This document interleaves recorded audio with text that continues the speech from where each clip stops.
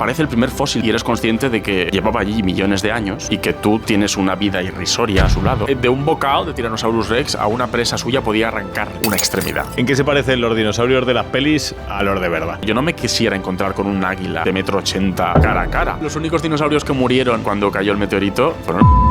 Francesc Gascó es paleontólogo y divulgador y vamos a hablar de dinosaurios de evolución. Hace 66 millones de años cayó un meteorito que cambió la historia de la Tierra. Y ahora nos creemos nosotros como humanos que llevamos aquí la eternidad y lo que llevamos es un suspirito en la historia de la humanidad. ¿Qué te parece? ¿Somos demasiado egocéntricos? Lo somos, pero también es normal. Al final, todas las personas, incluso a nivel de vida humana, a lo que nos acostumbramos, lo hacemos nuestro. Es nuestra casa, es nuestro pueblo es el mejor. Las lentejas que hace mi abuela son las mejores. Entonces es normal que cuando empezamos a explorar el mundo nos creyéramos que éramos los dueños. Lo que pasa es que con el tiempo echas la vista atrás, empiezas a husmear un poquito en el pasado de la Tierra y te das cuenta de que acabamos de llegar. Oye, cuál es el mensaje que nos da un esqueleto de un dinosaurio? Yo en estas cosas me pongo muy filosófico, porque yo siempre digo lo mismo. Fui el típico crío amante de los dinosaurios, de los fósiles, de la naturaleza, pero incluso ya desde mi etapa de estudiante, cuando empiezas a experimentar, digamos, semiprofesionalmente la disciplina, me acuerdo la primera vez que participé en una excavación y estaba allí excavando por primera vez con compañeros de clase y de otros cursos, con un profesor que fue el que nos llevó a esta excavación como voluntarios, y de repente aparece el primer fósil delante de ti y eres consciente de que llevaba allí millones de años y que tú tienes una vida irrisoria a su lado, de que todo lo que tú conoces no tiene nada que ver con ese lapso de tiempo tan grande. Entonces yo quiero pensar que podemos aprender muchas cosas de la vida del pasado. Primero porque la ciencia avanza mediante conexiones interdisciplinares, muchas veces por serendipia, y quién sabe si un descubrimiento puramente geológico pueda tener aplicaciones en el futuro, ¿no? Pero al margen de eso, yo quiero pensar que la historia de la vida en la Tierra nos está enseñando a ponernos en perspectiva, a quitarnos esa corona que nos hemos puesto nosotros mismos, a dejar de creernos invulnerables, a dejar de creernos que tenemos la posesión de este mundo en escritura cuando no hay ninguna escritura que nos lo dé en posesión. Y también de alguna manera nos empodera y nos quita presión, porque cuando nos creemos que somos los dueños de algo, también sentimos una presión encima de los hombros, y abrazar que somos una especie más como el resto de especies que han vivido antes y que siguen viviendo ahora, también nos quita presión, ¿no? Podemos permitirnos a relajarnos un poquito. Si hacemos un poco el estrellato de los dinosaurios, los que somos ignorantes de esto de la paleontología, pero sí desde el cine y desde la divulgación un poco más así superficial, ¿cuáles son las grandes estrellas y por qué las conocemos? Porque entiendo que habrá mucha diversidad y hemos hecho protagonistas de la historia a gente que a lo mejor no, gente de dinosaurios, que a lo mejor no son los más importantes o los que fueran más relevantes o de los que más conocemos. ¿Cuáles son las estrellas invitadas? Me hace gracia que te refieras a los dinosaurios como gente, porque yo también lo hago muchas veces. Esta gente... ¿Sabes qué pasa? Que creo que ocurre con los dinosaurios y con los descubrimientos científicos lo mismo que con el resto de grandes estrellas, digamos. El cine más conocido es el norteamericano, el de Hollywood, porque aparte de tener producciones y tener presupuestos más o menos grandes, también tienen un trabajo de marketing alucinante. Pues pasa lo mismo con los descubrimientos paleontológicos. La mayor parte de dinosaurios más conocidos o bien son encontrados en Norteamérica o bien se han encontrado fuera de Norteamérica, pero por equipos americanos. Porque siempre parece que llevan en su manera de ser el hecho de comunicar muy bien todo lo que hacen, con sus más y sus menos, sus luces y sus sombras. Pero curiosamente los dinosaurios más conocidos, el Tyrannosaurus Rex, el Triceratops, que sí, los Diplodocus, Apatosaurios, Stegosaurios, toda esta gente son dinosaurios norteamericanos. El Velociraptor, que es también de los más conocidos, es asiático, pero fue encontrado por expediciones norteamericanas.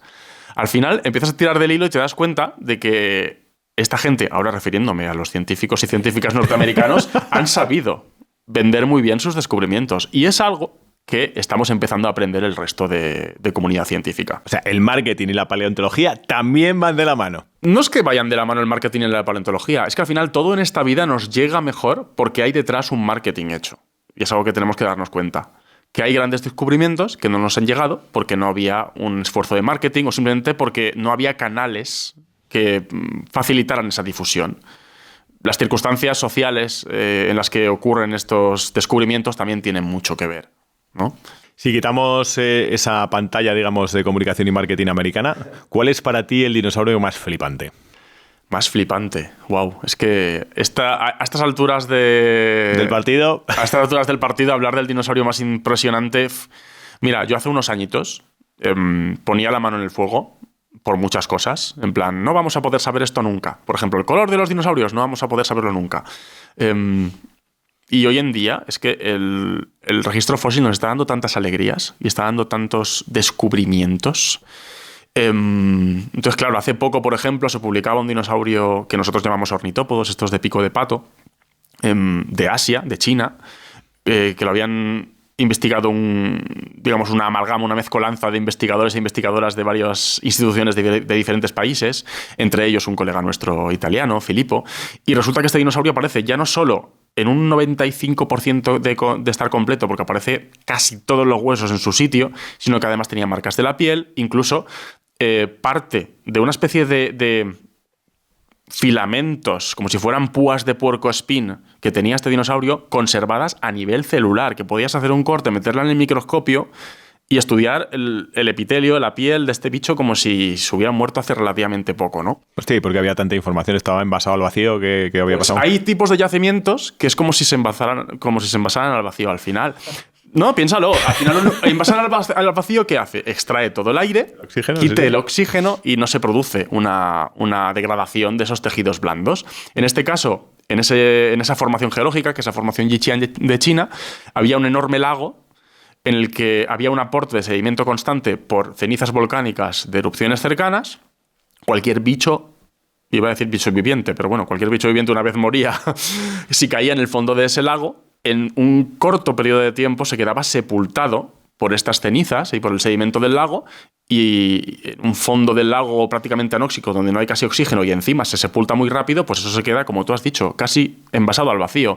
Evidentemente pasan millones de años y de los tejidos originales queda muy poco, pero ha dado bastante tiempo a que se reemplacen por los minerales de la fosilización, pero partiendo de que seguían allí los tejidos blandos porque se había enterrado muy rápido, estaba envasado al vacío. Luego se fosiliza, pero el envasado al vacío digamos que ocurre en algunos yacimientos muy excepcionales. Claro, pero eso para un paleontólogo es un festín. Decir, claro. ¡Hostia! Claro, porque al final los paleontólogos y paleontólogas venimos de mucha variedad de disciplinas. Hay gente que viene de geológicas, hay gente que viene de biológicas, como es mi caso, hay gente que viene de ambientales, gente que viene de estudiar varias cosas a la vez. Y tenemos trasfondos muy diferentes. Pero, por ejemplo, yo me pongo en la piel de alguien que descubre algo así o que tiene un fósil así para estudiar, y yo que vengo precisamente de una formación en biológicas, pues de repente poder ver tejidos blandos, poder ver hasta eso, estudiar el crecimiento de este animal, son temas que a mí me interesan mucho por mi formación y por mi especialidad, y tener un ejemplar así, para mí es que es... y encontrar ciertos ejemplares es, como suele decirse, motivo de abrir una botella de champán, ¿no? Y ese ejemplar, como otros tantos que hay, ya te digo, últimamente ha habido... En los últimos años, en las últimas décadas, ha habido descubrimientos tan brutales porque se han juntado, por un lado, descubrimientos de yacimientos así excepcionales, y por otro lado se está juntando que estamos aplicando técnicas de otras disciplinas científicas por primera vez, o digamos que por primera vez en mucho tiempo, o de la manera más llamativa en la actualidad, creo que es algo que irá en aumento con el tiempo. Estamos cruzando metodologías todo el rato. Ya no hay equipos de investigación que sean solo paleontólogos puros, rasos, digamos, sino que al final hay mucha colaboración con físicos, con químicos, con matemáticos, con muchísimas disciplinas. Y fruto de esa colaboración y de estar todo el rato interconectándose, están extrayéndose más información aún de los fósiles. Y esto es un no parar. ¿Qué le da un físico o un matemático a un paleontólogo? Y al revés. Por ejemplo, muchísimas técnicas de análisis se basan o bien en algoritmos, y entran ahí los matemáticos en juego. La física también nos puede ayudar a conocer el movimiento, a conocer el comportamiento, a conocer los materiales. Por ejemplo, hay toda una subdisciplina, digamos, y una nueva horneada de gente dedicada a la paleontología de los últimos años que se dedica mucho más, por ejemplo, a la biomecánica. o por ejemplo un animal marino que se extinguió hace millones de años, estudiar cómo sería la dinámica de fluidos a su alrededor, cómo podría estar nadando, ese tipo de cosas ocurren precisamente en la intersección entre la paleontología más clásica o la anatomía más clásica y estudios, por ejemplo, de física o de matemáticas. Entonces, este tipo de datos se están extrayendo desde las últimas décadas. Hace 200 años, evidentemente, era impensable llegar a tener esos datos contrastables. ¿En qué se parecen los dinosaurios de las pelis a los de verdad? Pues depende del dinosaurio. Hay y algunos, de la peli, ¿no? Claro, depende del dinosaurio y de la peli. Al final, las películas yo les tengo que reconocer que llegan a mucha gente y a más diversidad de gente de la que nosotros podemos llegar nunca, ¿no? O sea, yo por mucho que intente ser lo más divulgativo posible, lo más dicharachero posible, llego a cierto público. Una película llega a todo tipo de público. Entonces hay que reconocerles que tienen un valor, digamos, de alcance brutal. Luego, dependiendo de la película, pues al final todas las producciones son un tira y afloja, son una especie de lucha entre también muchas productoras y muchas personas, muchos cocineros en el mismo caldo, toda la gente barriendo para su casa y al final se toman licencias. Es inevitable que en una película en la que se represente algo científico se tomen licencias y sea más riguroso o menos. Hay veces que salen cosas más rigurosas y veces que salen menos. Y luego, pues, los expertos nos tiramos de los pelos o no, ¿no? Dependiendo, hay representaciones en las películas que son más, digamos, rigurosas, porque igual la imagen que tenemos de los dinosaurios en los últimos años, de esos dinosaurios, no ha cambiado tanto. Pero en el caso de dinosaurios, que en las últimas décadas ha cambiado mucho nuestra percepción, ahí sí que vemos más diferencia, porque la representación de los dinosaurios en la cultura popular y en concreto en el cine suele ser bastante conservadora y los descubrimientos nuevos tardan un poco en calar, ¿no? Al final todo lo que nos entra por los ojos viene para quedarse, ¿no? Por eso somos tan mitómanos y por eso en el cine hay cosas que son leyenda y se te quedan ahí grabadas a fuego. Entonces los dinosaurios empezaron a aparecer en el cine prácticamente desde que el cine nace. Y se representó desde el principio esta imagen del dinosaurio como un animal feroz, lleno de escamas, muy reptiliano. Y esa imagen se ha quedado en el cine y ha penetrado, ha permeado en la cultura popular de una manera impresionante. Y eso cuesta cambiarlo poco a poco. Entonces, todos los dinosaurios que incluso hoy sí que seguimos representándolos, reconstruyéndolos de una manera parecida a la de antaño, van a seguir siendo, digamos, más rigurosos. Pero aquellos cuya imagen ha cambiado más con el tiempo, pues la versión que vemos en las películas dista un poquito más de la versión real. Venga, vamos a pegar un repaso por dinosaurios y me va diciendo un poco usos, costumbres, cosas que solían hacer, ese tipo de cosas. Bueno, a ver, hasta donde lleguemos. Eso es, más o menos, más o menos. Si hablamos de los conocidos, del Tiranosaurio Rex, del Velociraptor, el Velociraptor, por ejemplo, ¿qué bicho era? ¿A qué se dedicaba? ¿A qué dedicaba sus días, sus horas? ¿Qué movidas tenía en la cabeza? Tiempo libre. No sabemos muy bien qué tendría en la cabeza, pero de Velociraptor sabemos que era un depredador de pequeño tamaño, 1,80 m, pero digamos de largo, incluyendo la cola. Tenían una cola bastante larga, con lo cual prácticamente sería del tamaño de un perro grande más añadiéndole la cola. No Pero tenía en mente un pedazo bicho. No sería el pedazo bicho que nos imaginamos, pero claro, eso refiriéndonos a Velociraptor. Velociraptor es un género en concreto de una familia, que son los dromeosaurios, que sí que tiene representantes más grandes. Sí que hay parientes de Velociraptor más grandes, de tamaño semejante al que vemos, por ejemplo, en el cine.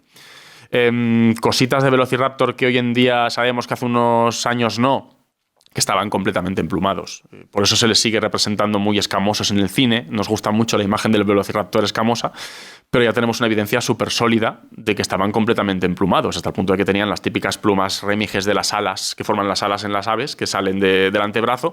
Esas plumas las tenían. O sea, en los bracillos tenía... En los bracillos tenían alitas. Le quita glamour, yo creo, desde mi punto de vista. Bueno, glamour le pone, pero que le quita ferocidad. No sé qué decirte. Hay rapaces y hay aves que son realmente... Hablaremos también de aves. Es decir, hay aves que asustan. Entonces, siempre es verdad que tendemos a imaginarnos que al ponerle plumas a un dinosaurio le quitamos ferocidad porque asociamos mucho la ferocidad del dinosaurio, que también esa ferocidad es también muy relativa y muy cinematográfica. Pero asociamos la ferocidad a la imagen reptiliana que teníamos. Pero es que yo no me quisiera encontrar con un águila de 1,80 m de largo cara a cara. No. ¿Verdad que no? No mola. ¿Se sabe o sea, que al final, cómo se sabe algo sobre qué comían, si tenían algún tipo de comportamiento? Es un tema peliagudo. Sobre qué comían tenemos por un lado la inferencia misma de su anatomía. Al final, discernir entre el que era carnívoro y el que era herbívoro, principalmente, digamos como mayoritariamente, es más fácil por su dentición. Al final, en la naturaleza, los animales estamos muy adaptados a nuestra dieta y en la dentición misma se ve. El resto de cuerpo también te está indicando un poquito los hábitos. Las garras afiladas, si se mantienen, pues les darían algún uso, por así decirlo. Luego tenemos los estudios basados en contenidos estomacales, en yacimientos más excepcionales de estos envasados al vacío. Hay veces que se conservan las últimas comidas. Los excrementos fosilizados nos dan pistas acerca de si eran de un carnívoro, de un herbívoro, qué clase de alimentación preferencial tenían. Ese tipo de datos los tenemos. Pero hay gran cantidad de comportamientos que son inferencias de algún tipo. De hecho, un problemita que tenemos a la hora de representar los vivos en ficción, tanto en películas como incluso en documentales de los que quieren tirar mucho de la imagen, de la reconstrucción del pasado, es que hay muchos datos de ese día a día, de cómo sería su vida, que no tenemos. Hay muchos comportamientos que lo que hacemos es inferirlos a partir de parientes suyos, a partir de animales actuales que podían desempeñar un papel parecido en el ecosistema. La mayor aproximación al comportamiento que tenemos es en las marcas que han dejado a través de sus huellas, a través de marcas de depredación. Por ejemplo, hay veces que se encuentra un diente de una especie determinada incrustado en una presa, entonces ahí nos está indicando que hay una alimentación directa. Tampoco podríamos llegar a afirmar si es caza o carroñeo. Entonces, es como que hay que cogerlo todo con pinzas, por así decirlo. Tenemos información, pero la mayor parte de veces cuando hablamos de comportamientos hay que mantenerlo, digamos, en cuarentena porque hay muchas inferencias. Por ejemplo, si este cazaba en grupo o no, la mayor parte de veces es una inferencia, es un poco lanzarse un triple. Porque, por ejemplo, que tú encuentres en un yacimiento muchos ejemplares de un tipo de animal, de una especie en concreto, tienes que estudiarlo mucho en detalle. Tienes que volverte una especie de forense del pasado para ver si realmente tiene sentido que vivieran juntos o si igual ha llegado una inundación y los ha amontonado.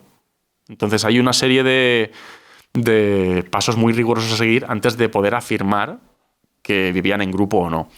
Que se alimentaban unos de otros. Hay veces que tenemos evidencia directa. Ya te digo, esas marcas de depredación, esos dientes incrustados, otras veces no. Entonces, hay una gran parte de inferencia. O sea, por ejemplo, ¿el Velociraptor tenía dientecillos para comer carne? Sí. El Velociraptor tiene dientes perfectamente carnívoros. Aparte, hay al menos un ejemplar que aparece un Velociraptor muerto junto a una presa, un Protoceratops, un animal parecido al Triceratops, un poco más pequeño, sin cuernos, solo con la cresta. ¿Cómo es el Triceratops? ¿Parecido al Triceratops? Bueno, el Triceratops es un poquito más famoso, lo tenemos más o menos en mente, un pico como de loro, una especie de cresta sobre el cuello protegiendo, en teoría, protegiendo sobre lo que es el cuello, un cuerno encima de cada ojo, digamos que tiene dos grandes cuernos encima de los ojos y un pequeño cuerno encima del pico. Entonces tiene esos 3 cuernos, esa especie de placa ósea protegiendo el cuello. Pues este sería un pariente suyo que no tiene los cuernos, es un poco más primitivo, pero tiene la placa y tiene el pico el pico parecido al de un loro. Y hay al menos un ejemplar de Velociraptor y este Protoceratops muertos juntos, que se interpreta como que pudieron darse muerte el uno al otro, que uno sería, el Velociraptor sería el depredador, el otro sería la presa. O sea, y le pilló una instantánea de la historia de la humanidad. Se suele vender así, ¿no? Se dieron muerte, igual llegó una tormenta de arena, los cubrió. Hay algunos casos en el registro fósil en el que hay un carnívoro y un herbívoro o un fitófago que aparecen juntos, asociados de alguna manera, se interpreta que pudieron darse muerte el uno al otro y que luego pues, una inundación, una tormenta de arena, cualquier otra circunstancia los enterró. Porque al final en la naturaleza llegar a quedarse enterrados es bastante complicado. Si no es que caes en un lecho de un lago, caes en una sima, una cueva, ese tipo de cosas.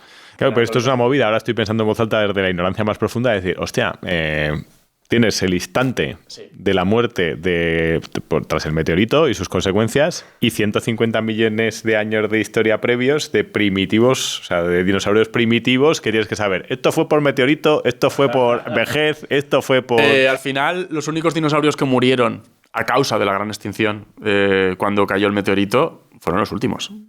Por eso tenés la foto de los últimos, de los que salieron ahí haciéndose el selfie con el meteorito. Claro, o sea, tenemos otros 150 millones de años de idas y venidas de especies, una extinción que nosotros llamamos de fondo en biología evolutiva.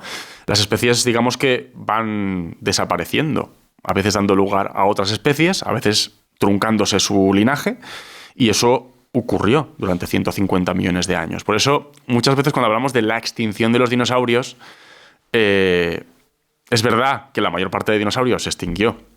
La mayor parte de linajes se extinguió con esa extinción hace 66 millones de años. Solo sobrevive a esa extinción el linaje de las aves. Pero antes, las especies, familias, subfamilias, otros pequeños linajes, ha habido mucho cambio faunístico. Si pensamos un poco y pensamos en edades geológicas, para que la gente tenga órdenes de magnitud, hace 66 millones de años se extinguieron los dinosaurios, aparecieron hace aproximadamente 150 millones de años, que se sepa, entiendo. 150 antes de los 166. Eso es. Estamos yéndonos a unos 250 millones de años. 250 millones, ¿cuánto llevamos los hombres aquí? Las personas... Depende de lo que consideremos humanos. Eso es, vamos a distinguir. Porque la especie... Seguiríamos este debate también en nuestro tiempo actual. Consideremos humanos, son humanos. Exacto. La humanidad hoy en día, hay que cogerla con pinzas. Nuestra especie, que tradicionalmente hemos llamado Homo sapiens, hoy en día en antropología y por antropología y demás se habla más de humanos modernos.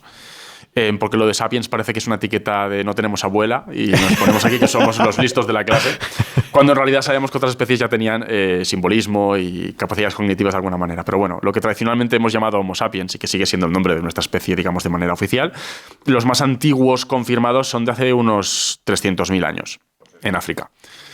Nuestro linaje, un poquito más. O sea, 300.000 años lo que serían los Homo sapiens o humanos modernos más arcaicos.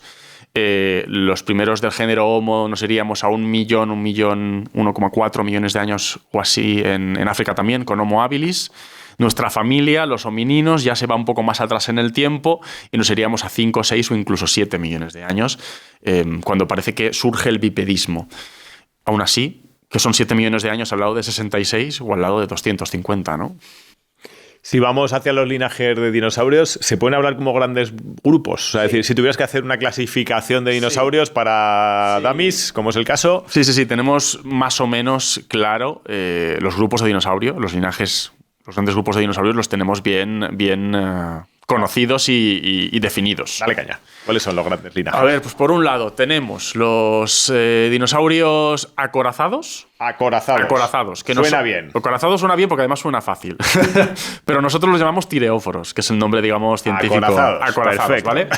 Dentro de los acorazados están, por ejemplo, los estegosaurios, que son estos que son también bastante populares, con placas en la espalda. Esas placas triangulares o como con forma de romboidales en la espalda, ¿no? Y púas en la cola. Esos serían los estegosaurios que están dentro de los acorazados, dentro de los tireóforos. Y unos parientes suyos que estaban más acorazados aún, con placas encima de todo el dorso, desde la cabeza hasta la punta de la cola, totalmente cubiertos de placas de hueso, que son los anquilosaurios.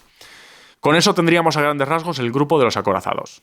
Que estos entiendo que si estaban acorazados sería por algo... O sea, se infiere, pero esto es lo mismo. Claro. Al final, aquí se sabe. Bueno, hay incluso evidencia de ataques y dientes incrustados y marcas de depredación y demás, pero además en la naturaleza las estructuras, por lo general, nuevas, llamativas, extravagantes incluso, son caras. Al final tú ten en cuenta, cuando somos pequeños, la cantidad de alimento que ingerimos cuando somos pequeños porque estamos creciendo, simplemente porque tenemos que aumentar de tamaño y tenemos que aumentar de masa y tenemos que crecer. Añádele que tengas que desarrollar estructuras pues un poquito más que se salen de la norma, ¿no? O sea, toda estructura que podemos llegar a calificar de extraordinaria en la naturaleza, como crestas, cuernos, placas, espinas, conlleva un coste energético muy grande, ¿no? Entonces tiene que haber una razón para que eso se desarrolle y tiene que ser una adaptación de algún tipo, o bien para la supervivencia o bien para que se facilite de alguna manera la reproducción y que estén completamente acorazados, pues evidentemente señala a una defensa activa frente a depredadores. ¿Y eso quiere decir esa parte acorazada que comían de una cosa concreta para eso? O sea, es decir, tenéis que... No, simplemente sabemos que tenían un metabolismo más o menos alto comparado con los reptiles. Los dinosaurios en general tenían un metabolismo más alto que el de los reptiles.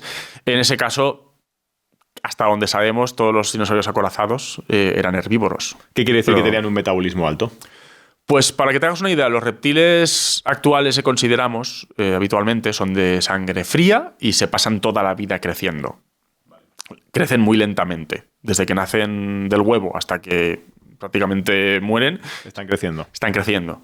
Igual al final ya crecen menos, pero se pasan la vida creciendo muy lentamente. Por otro lado estamos los animales con metabolismo alto, que por lo general tenemos sangre caliente, mantenemos la temperatura y que tenemos una especie de periodo de crecimiento cuando somos más jóvenes que pegamos un estirón y luego o crecemos muy poco o dejamos de crecer. Los dinosaurios parece ser que tenían este estirón, que pegaban este estirón cuando eran más jóvenes, alcanzaban un tamaño más o menos definitivo y crecían más bien poco después a lo largo de su vida. O sea, tenían una especie de adolescencia metabólica. Sí, sí, sí. Los animales con sangre caliente y con metabolismo alto, como nosotros mismos, las aves, el resto de mamíferos, tenemos una especie de... Sí, a lo largo de nuestra juventud y nuestra adolescencia pegamos el estirón y luego dejas de crecer tanto. Entiendo que en función del tamaño de la gente que encontráis, veis si comían de una forma u otra, porque seguramente un adulto no comería lo mismo que un pequeño. Es interesante. Muy pocas veces tenemos fósiles tanto de juveniles como de adultos. Esto también es un tema aparte, porque muchas veces si hay cambios de forma, cambios anatómicos entre un juvenil y un adulto, hay veces que se han definido como especies diferentes. Y con el paso del tiempo descubren más ejemplares, empiezas a atar cabos y dices, espera, que igual estos eran los jóvenes, estos eran los adultos. Hay veces que se ven cambios y por eso ha habido hasta especies diferentes. Pero claro, en los casos en los que tenemos juveniles y adultos, podemos llegar a inferir cambios en proporciones de las patas, en alimentación, este tipo de cosillas. Pocas veces tenemos un registro tan bueno como para poder determinar estas cosas. Pero, por ejemplo, dentro de diferentes especies o linajes, incluso dentro de todos los que son herbívoros, fitófagos, que se alimentan de vegetales, también hay diferentes mecánicas de alimentación. Por ejemplo, estos anquilosaurios y estegosaurios no tenían baterías dentales muy bien desarrolladas, no masticarían de una manera tan eficiente como otros grupos que sí que tenían pues, prácticamente como si tuvieran muelas, como las de los mamíferos. ¿Hay algunos los acorazados? Los acorazados eran herbívoros, hasta donde sabemos. Parece que sí, serían herbívoros. Pero ya te digo, no tenían ninguna masticación especializada. Otros grupos, curiosamente, sí. Y entiendo, esto ya son movidas que me estoy imaginando, entiendo que el sistema digestivo sería diferente, pero eso no se sabe. De eso no tenemos tantos datos, precisamente. Algún fósil extraordinario hay en el que se ve el contenido estomacal, este tipo de cositas, pero realmente sobre gran parte de sus órganos aún no podemos tener datos. Tenemos primer linaje, acorazados. Segundo linaje, ¿cuál sería? Pues mira, vamos a mencionar a los ornitópodos. Ornitópodos. Básicamente son los picos de pato y sus amiguitos.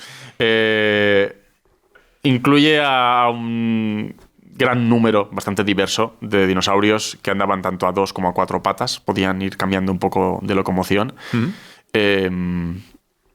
Herbívoros también, fitófagos. Los más famosos, como te decía, son los hadrosaurios, los que se conocen como los dinosaurios con pico de pato, algunos de ellos con estas crestas en la cabeza. Este grupo de dinosaurios herbívoros sí que tenían un sistema de masticación que es único. Digamos que en la naturaleza solo... Patos con dientes.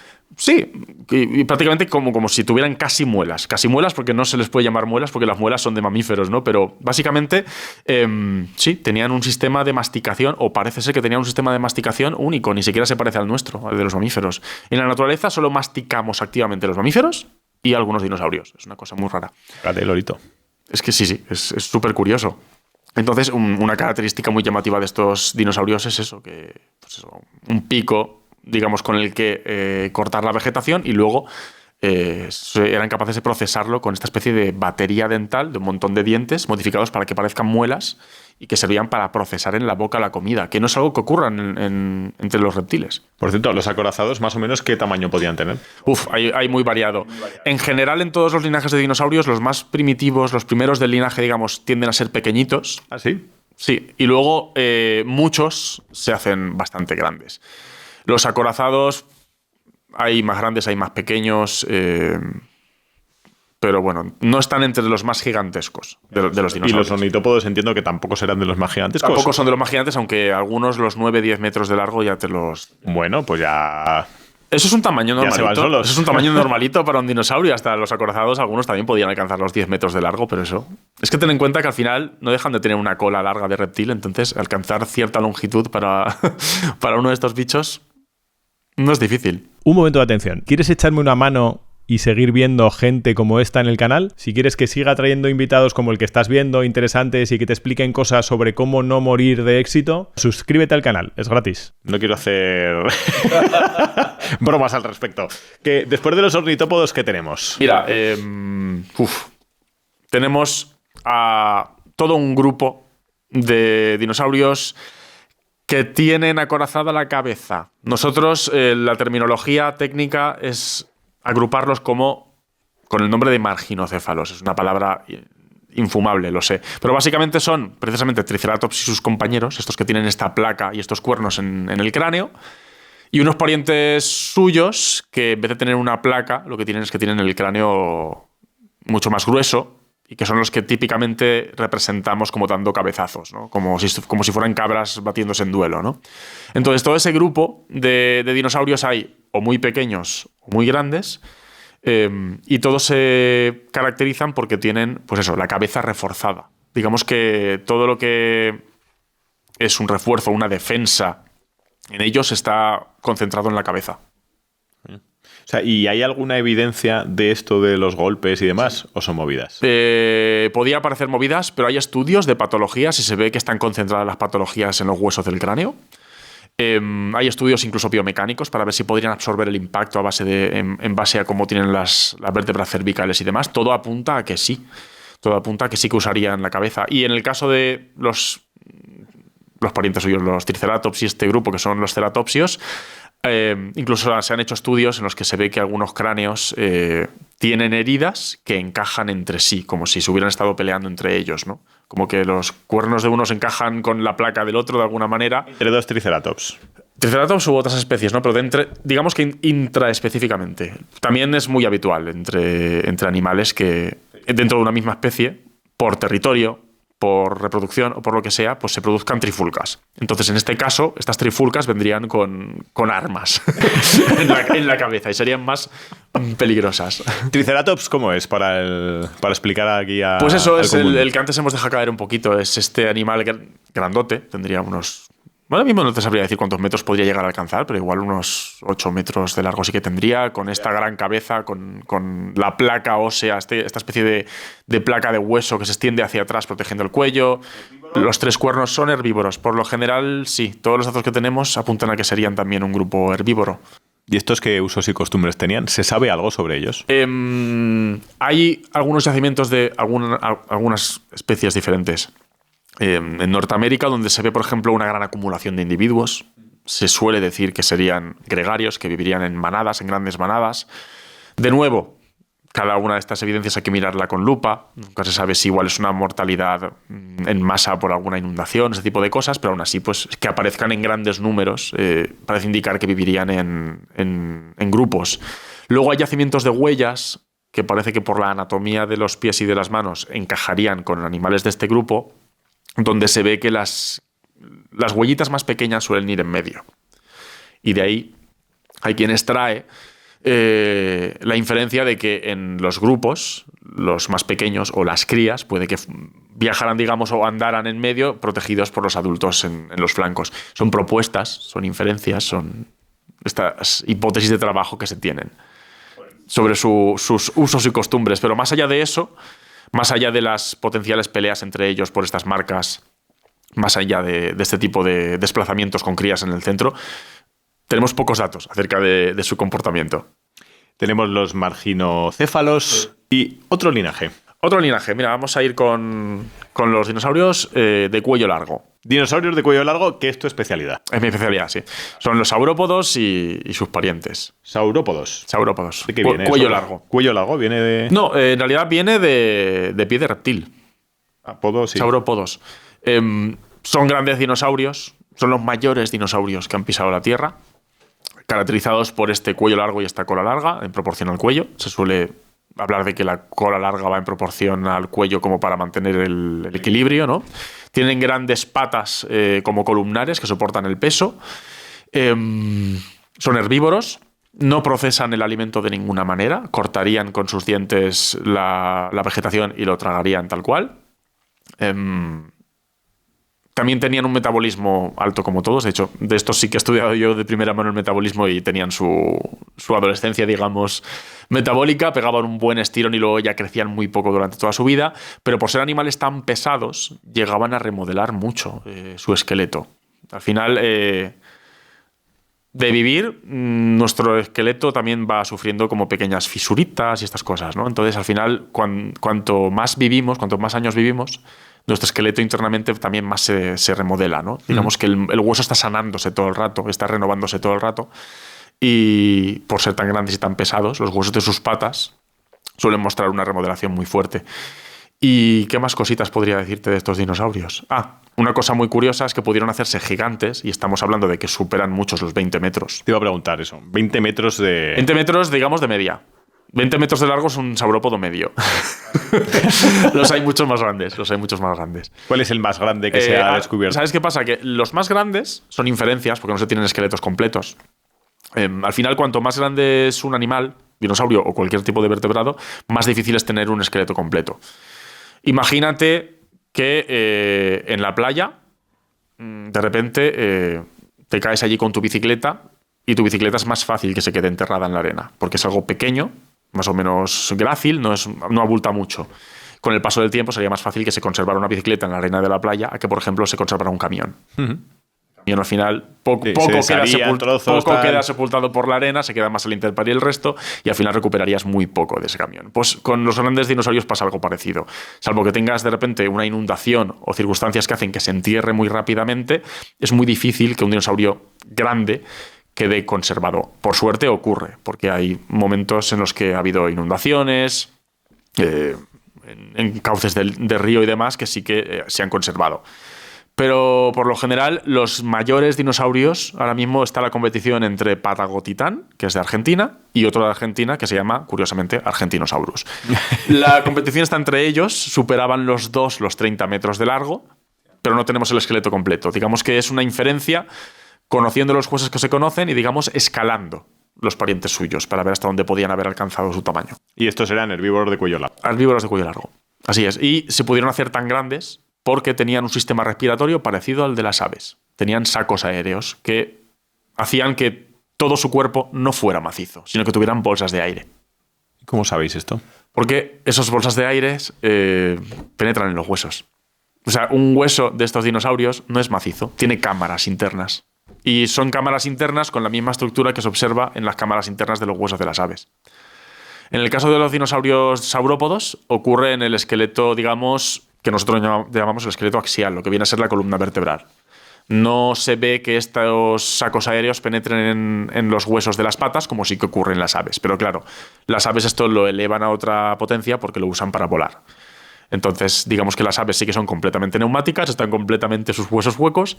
En el caso de estos dinosaurios, su columna vertebral es lo que estaba hueca. ¿Y podrían tener algún depredador? Sí. De hecho, hay una especie de carrera armamentística. Allí donde hay un gran dinosaurio saurópodo, suele haber un gran dinosaurio depredador, y eso nos llevaría al último linaje, que son los terópodos. Qué bien traído, si es que lo sabía. Los dinosaurios terópodos son los dinosaurios carnívoros. También tienen esta característica de los sacos aéreos, también tienen parte de su esqueleto hueco por estos sacos aéreos del sistema respiratorio. Y hay tanto pequeños como grandes. Y normalmente allí donde hay grandes presas hay un gran depredador también.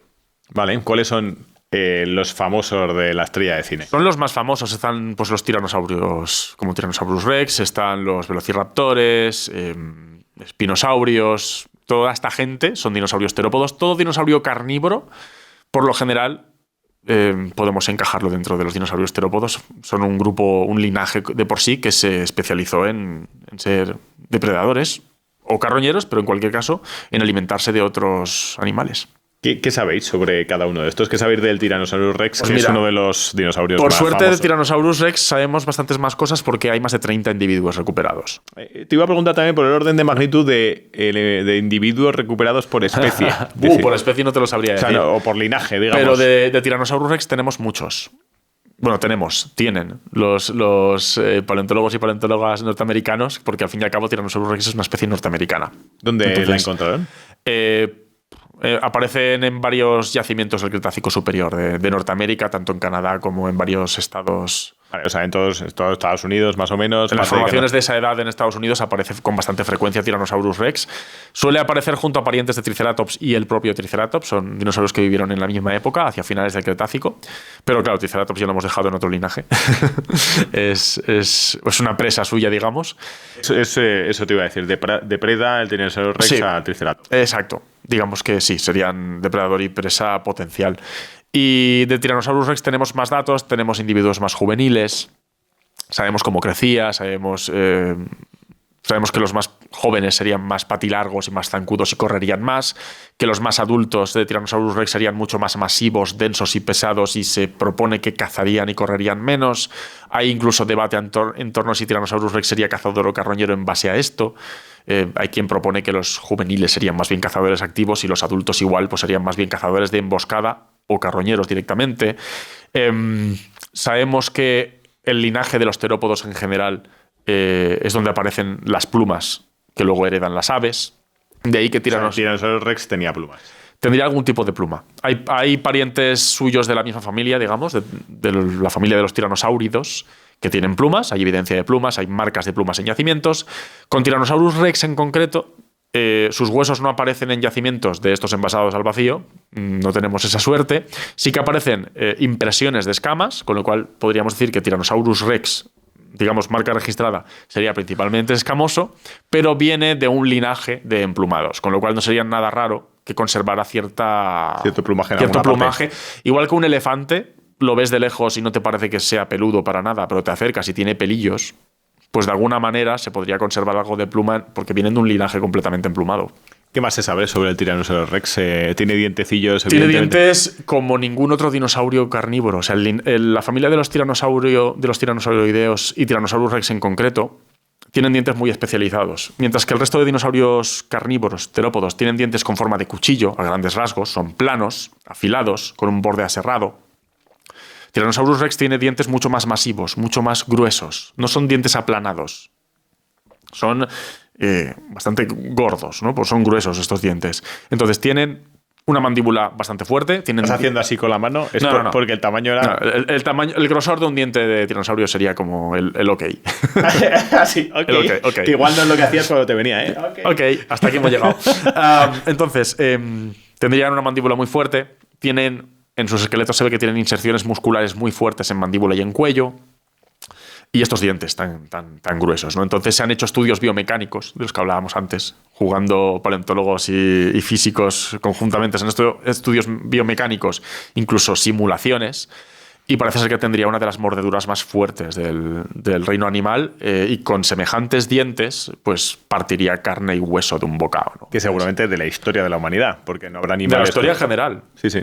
Humanidad y antes humanidad de la y humanidad. previa. Ahí humanidad no había. Que somos sin embargo, unos egocéntricos. Digo humanidad, pero historia geológica de la Tierra. De la historia de la vida. Una de las mordeduras más potentes.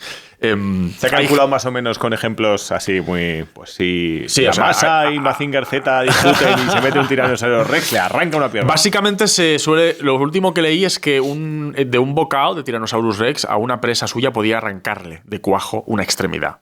Porque podía romperle el hueso al mismo tiempo que cortaba la carne. ¿Aún? Sí, en plan, te veo un bocado y ya te quedas en la mitad de ti. Entonces sería realmente espeluznante. No sé hasta qué punto sería real o hay una parte ahí de errores de cálculo. Al final estamos haciendo ciencias intentando acercarnos al conocimiento siendo cada vez con errores menores, ¿no? Intentamos siempre hacer errores menores. Todo lo que tenemos son inferencias. Nadie ha ido al pasado y ha medido la mordedura de un tiranosaurio, pero todo apunta a que tendría esta mordedura tan fuerte. Hay quien dice que esa mordedura que puede ser capaz de partir hueso y carne a la vez de un bocado sería perfecta para comer cadáveres y que por lo tanto sería carroñero. Estaba pensando en eso, digo, pues seguramente porque es diferente a ese afilado, pues a lo mejor es más carroñero. Pero hay otra gente que dice es que también convivían con acorazados. Y necesitaban aire. Como los anquilosaurios. Y igual si le pegas un bocado a un anquilosaurio y no tienes esta mordedura, te quedas sin dientes. Entonces, es como que este debate entre si es cazador o carroñero, que yo personalmente creo que es un debate bastante estéril porque nunca se va a poder resolver, porque en la naturaleza nada es 100% una cosa u otra. Pero Francés, ¿y lo que mola?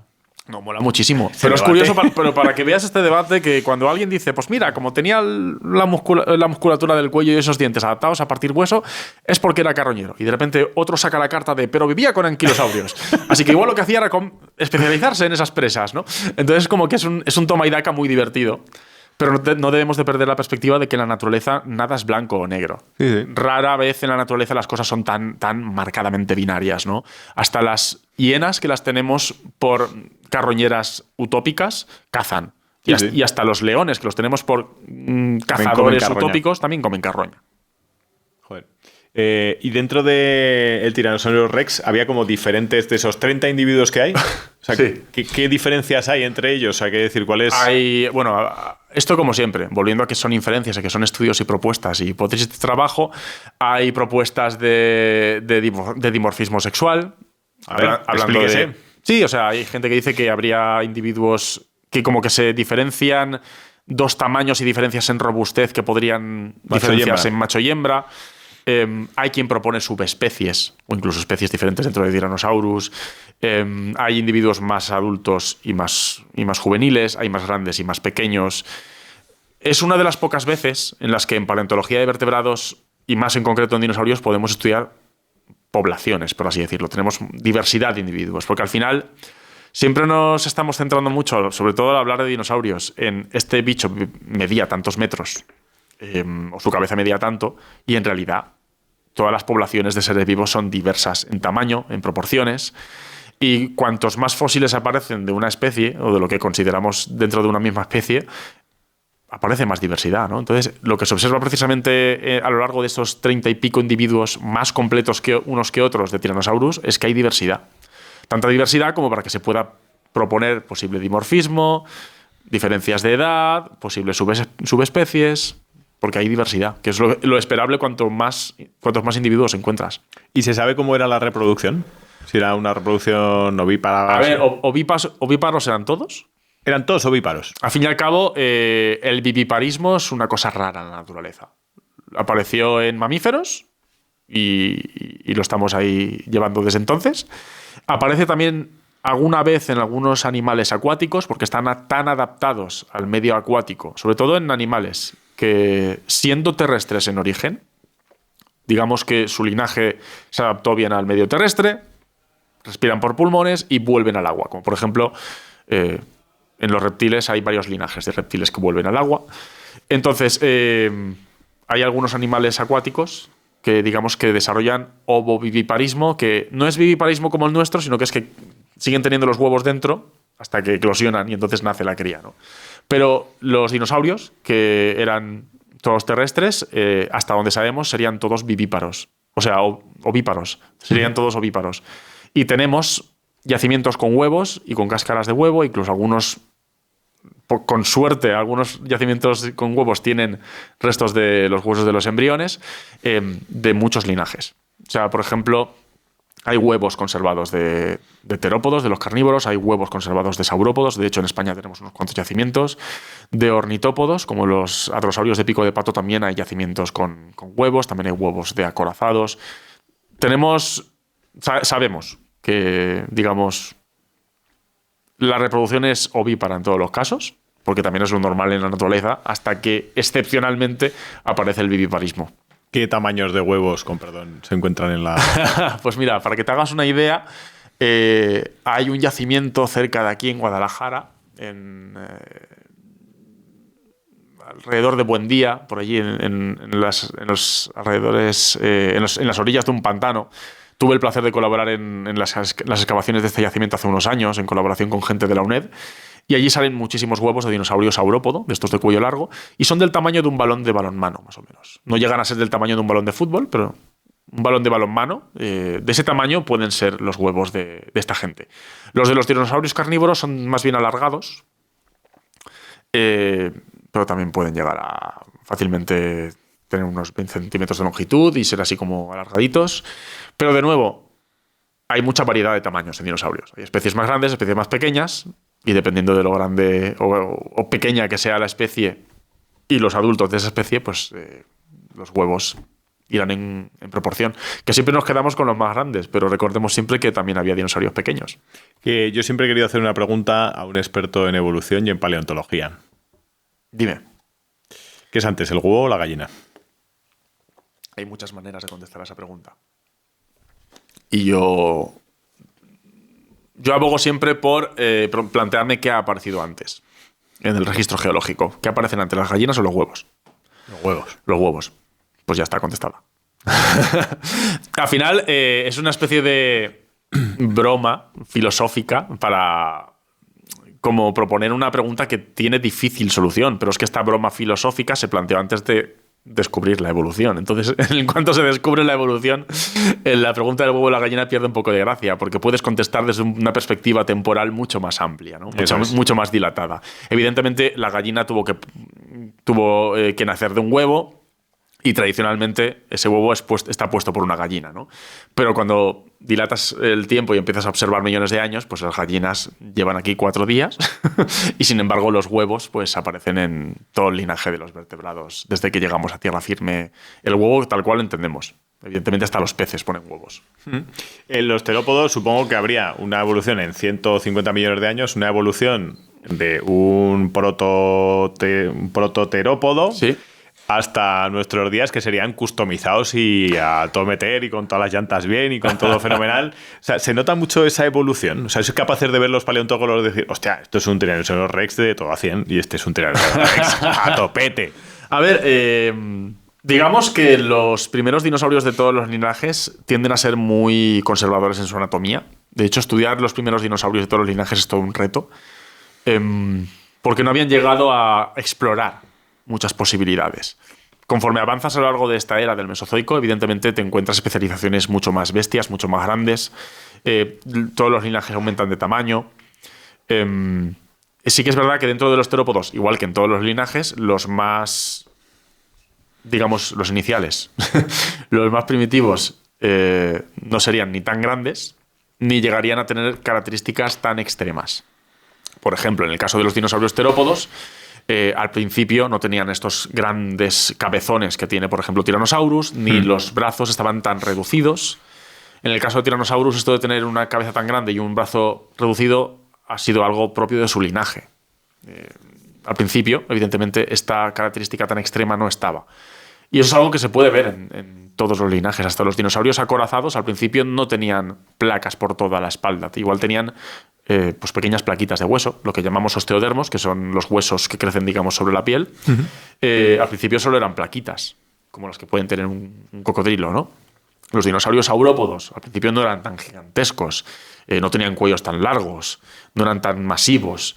Es como que lo que fue funcionando, la naturaleza de alguna manera fue seleccionándolo y de alguna manera se potenció. Entonces tú sí que puedes llegar a ver, cuando descubres un dinosaurio, puedes llegar a ver, independientemente de su antigüedad, puedes llegar a ver si es más primitivo o lo que nosotros llamamos más derivado. Si tiene características mucho más especializadas o si es un poco más conservativo en su anatomía. ¿Cuál es la velocidad que podría llegar a alcanzar un tiranosaurio? O sea, en una competición entre un velociraptor y un Tyrannosaurus Rex, ¿cómo sabéis qué velocidad tenían? ¿Cómo se movían? Por lo general, hay 2 tipos de estudios que pueden usarse para tratar de imaginarse competiciones de este tipo. Por un lado tenemos las propias huellas, que calculando la distancia de zancada, el ángulo de zancada y estas cosas, hay una serie de cálculos usando animales actuales, de nuevo, haciendo inferencias a partir de animales actuales, viendo cómo son las huellas de animales actuales en función de su anatomía y de su velocidad. Hay fórmulas que te aproximan para poder calcular cuánto podían correr estos dinosaurios. Y luego también hay estudios que lo que hacen es, a través de sus esqueletos, con estudios biomecánicos, ver hasta qué velocidad podrían correr y esos huesos soportar el peso de ese animal a esas velocidades. Sobre Tyrannosaurus Rex también hay debate, porque hay gente que dice que no podrían ser capaces de correr, que lo que harían sería andar rápido, lo cual no es por nada, pero tampoco es nada que desmerecer, porque cuando eres un bicho que la cadera está como a 4 metros, pues evidentemente una zancada, por mucho que estés andando rápido, para otros es correr. Mientras que hay otros dinosaurios con patas más largas y gráciles y que además son de menor tamaño, como todo el grupo de los parientes de Velociraptor, que se considera que podrían ser más activamente corredores. Sin embargo, no olvidemos, los tiranosaurios jóvenes son más patilargos y no son tan pesados. Al final también, a lo largo de su vida, igual los más jóvenes podían ser más corredores y ser más rápidos, y conforme se hacen más mayores dejar de correr a tal velocidad. Normalmente se suelen estimar mayores velocidades para los que son más pequeños y gráciles, como Velociraptor. Se ha hablado mucho de alrededor de como mucho 40 km por hora para Tyrannosaurus. Hace tiempo que se ha rebajado a menos todavía. Pero de nuevo, serían los Tyrannosaurus Rex más adultos de mayor masa que han alcanzado. Los más jóvenes correrían un poquito más. Bueno, no está mal. No está nada mal. O sea, ¿es más veloz, según la anatomía, un Velociraptor que un Tyrannosaurus Rex? En proporción, sí.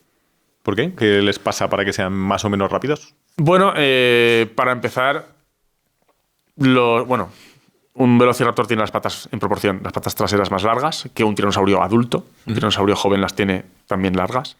La cuestión del peso. Los tiranosaurios son dinosaurios muy pesados, con lo cual también hay estudios que ponen en duda que pudieran desplazarse a mucha velocidad y que sus patas no sufrieran o no se rompieran, ¿no? Entonces, cuando no pesas tanto, como es el caso de los velociraptores y sus parientes, pues puedes permitirte llevar tu cuerpo a mayor velocidad.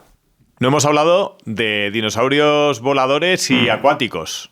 ¿Estoy en lo cierto? ¿Estoy hablando bien o no son dinosaurios? A la hora de hablar de los linajes no los he mencionado porque no son dinosaurios en el sentido estricto. De hecho, los únicos dinosaurios voladores son terópodos y son las aves actuales, que son un grupo de dinosaurios terópodos. Pero los que tradicionalmente se suelen considerar popularmente como dinosaurios voladores, como los pterodáctilos, Pteranodon y toda esta gente, son parientes cercanos de los dinosaurios, pero se quedan fuera de la clasificación taxonómica. Son parientes muy cercanos. Y de hecho, los que popularmente se consideran dinosaurios marinos ni siquiera son parientes entre sí, porque son varios linajes de reptiles que se adaptaron al medio acuático de manera independiente y ni siquiera son un grupo taxonómico, digamos. ¿Y convivieron, digamos, en épocas con dinosaurios? Eso sí. Entre que quieras que no son reptiles y son parientes más o menos lejanos o no, y entre que vivieron al mismo tiempo que los dinosaurios, pues es algo muy de la cultura popular, ¿no? Que se han metido en el mismo saco, pero no debemos olvidar que aunque hablemos de dinosaurios de manera tan coloquial, los dinosaurios están definidos taxonómicamente, son una categoría zoológica, y entonces hay algunos que entran dentro y otros que no. ¿Tenemos menos información de aves y de especies marinas o no? Tenemos más o menos igual. Sobre dinosaurios avianos, sobre las aves, que sí que son dinosaurios y sí que son voladores, cada día tenemos más información y además tenemos especies vivas. Con lo cual, precisamente sobre ese linaje tenemos mucha más información porque son ancestros directos de las aves. Sobre los pterosaurios, parientes de los dinosaurios pero no dinosaurios, estamos en una situación parecida a la de los dinosaurios. Hay un montón de hipótesis que se van contrastando, que se hacen inferencias. También se están estudiando desde un punto de vista metabólico, también se hacen cortes de sus huesos, reconstrucciones musculares, aunque evidentemente son un poco más lejanos. Entonces, así como para muchos estudios musculares en dinosaurios se tira de las aves, en el caso de los pterosaurios se tienen que coger con pinzas, porque no son exactamente parientes tan cercanos de las aves. En el caso de los reptiles acuáticos, mosasaurios, plesiosaurios y demás, digamos que sí, o sea, su estudio está avanzando muchísimo en los últimos años. Cada vez hay más datos también de su metabolismo, de cómo se podían reproducir, cuáles ponían huevos, cuáles tenían ovoviviparismo precisamente siendo acuáticos. Digamos que, por suerte, como la paleontología cada día es más interdisciplinar y se aplican más metodologías diferentes, por suerte todos los grupos de seres vivos del registro fósil se conocen cada día más. Entonces, estamos de suerte. ¿En qué hábitat vivían? Es decir, esto es la Tierra antes de un meteorito. ¿Cómo era? ¿Qué se sabe de la atmósfera? La cosa es que también de nuevo tenemos que situarnos en que son 150 millones de años, en los cuales también ha habido cambios. Claro. Si la Tierra ya cambia mucho, si estás cerca del Ecuador o si estás cerca de los polos, imagínate eso a lo largo de 150 millones de años. Pero lo que sí que podemos saber a grandes rasgos, gracias a el estudio de la flora y la fauna, gracias también a inferencias a partir de los caparazones de animalillos, del plancton y demás, es que por lo general parece que era un clima más cálido que el actual. Había una mayor proporción de CO2, de dióxido de carbono. No había casquetes polares durante la era de los dinosaurios que sepamos. Y luego había épocas más húmedas que otras. Por ejemplo, durante el primer periodo del Triásico, al principio era todo muy, muy seco, luego se volvió mucho más húmedo. El oxígeno también sería más alto que en la actualidad. Por lo general sería un ambiente mucho más tropical comparado con la Tierra, digamos, actual. ¿Queréis conocer un poquito más cómo se cocina Morir de Éxito? Pues meteros en la pestañita de comunidad, porque ahí hablamos precisamente de quiénes son los siguientes entrevistados, os preguntamos cuáles son las preguntas que tenemos que hacerles. Meteros en la pestaña y conozcámonos un poquito más. Entiendo que lo habéis visto por las plantas, fósiles de plantas. También hay estudios que se han hecho a partir de los caparazones de animalillos, de seres vivos del plancton y demás. En la naturaleza hay elementos que están en varias formas, lo que se conoce como isótopos, que hay reactivos, pero hay otros isótopos que son estables, que no desaparecen con el tiempo. Pues gracias al estudio de estos isótopos estables, que varían en proporción según las condiciones de temperatura, se puede llegar a estimar si la temperatura era más alta o más baja que en la actualidad. Por ejemplo, hay diferentes isótopos del oxígeno o del carbono, y los animalillos que van formando su caparazón van tomando estos elementos tal cual están en la proporción en la naturaleza, lo toman mayoritariamente uno u otro según esté en su medio. No eligen selectivamente un isótopo frente a otro. Para ellos es carbono, para ellos es oxígeno y ya está, ¿no? Entonces, dependiendo de la abundancia que hay en la naturaleza, estos caparazones tienen la huella, de alguna manera, de cuáles eran esas proporciones en aquel momento. Y hay algunos de estos isótopos estables que están relacionados con las condiciones de temperatura. Y gracias a esto pues hay también inferencias de ese tipo. Entonces, el tipo de roca, que nos informa también acerca de si eran condiciones más áridas o menos, el tipo de vegetación que había, las adaptaciones que se ven en los animales, y datos así más geoquímicos como estos, todo metido en una batidora, nos está indicando eso, que sería una Tierra más cálida que la actual. Que si echamos una cuenta geológica, si son 200 millones de años, 200 y pico millones de años cuando aparecieron los primeros dinosaurios, sí, se sabe que aparecieron. ¿Cuáles son las edades geológicas que han pasado en estos 210 millones de años? Por entender también un poco el contexto, de decir, claro, cómo estaban los continentes, se estaban moviendo, no se estaban moviendo, estaban todos juntitos y se podían ir de unos a otros saltando un charco. No, o sea, como eran largos, podían pasar de un sitio a otro. Es decir, ¿cuál era ¿qué contexto vivían? Pues mira, la era de los dinosaurios, el Mesozoico, arranca con el Triásico, es el primero de los periodos. El Triásico arranca después de una gran extinción en masa, mucho mayor que la de los dinosaurios, de hecho, pero bueno, arranca en ese momento lo que es la era de los dinosaurios. La Tierra estaba dejando de ser un gran supercontinente. En el periodo anterior a la era de los dinosaurios aún hablamos de Pangea, este gran supercontinente, pero aquí ya se está empezando a resquebrajar. De hecho, a mediados del Triásico se resquebraja mucho más, y parte de los cambios climáticos ocurren entonces y pasamos de esa fase más desértica a una más húmeda. Parece que están de alguna manera relacionados con actividad de vulcanismo por la apertura de los continentes. Cuando pasamos al siguiente periodo de la era de los dinosaurios, que es el famoso Jurásico, aún están todos los continentes más o menos que podrían tener conexiones, pero ya están separándose. El Atlántico está empezando a abrirse. Había un gran mar, por así decirlo, no sé si llamarlo mar u océano, pero que era el Tetis, que se está empezando a cerrar un poquito por el oeste. Al cerrarse empieza a formar lo que sería el protomediterráneo. Suramérica y África aún estarían bastante juntas. Pasamos al Cretácico y la cosa sigue abriéndose, se va separando un poquito más. Hace 66 millones de años, cuando ocurre el impacto y la gran extinción en masa en la que desaparecen la mayoría de dinosaurios y otros seres vivos, digamos que el planeta, podías llegar a reconocerlo, podrías decir, esto es la Tierra, aunque no estén los continentes distribuidos como ahora, ¿no? Por ejemplo, la India aún no estaba unida a Asia, aún procedía, digamos, de estar pegada a África. África y Sudamérica, de alguna manera, aún estaban muy cerca, aunque ya se estuviese abriendo el Atlántico.